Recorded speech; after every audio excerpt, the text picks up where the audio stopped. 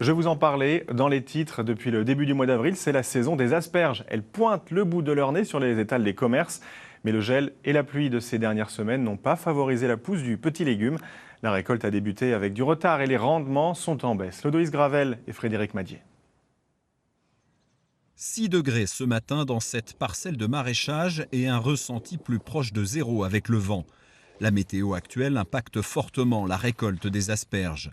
Habituellement, sous ces bâches, une constellation de petites têtes blanches sortent de terre. Mais depuis 15 jours, il faut chercher pour récolter. En débâchant, habituellement, une rangée comme celle-ci, elle est pleine d'asperges sur toute la longueur. Si on en a 10 sur la longueur, c'est le bout du monde. Donc grosso modo, on a à peu près 10% de notre production habituelle par rapport à une année traditionnelle normale sur une chaleur normale.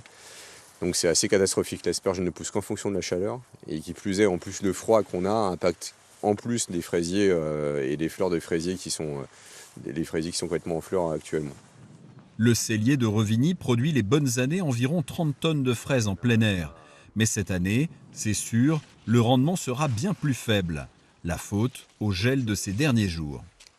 Hier matin, il est gelé à -4. Donc on a perdu à peu près 80% de nos fleurs de fraisiers.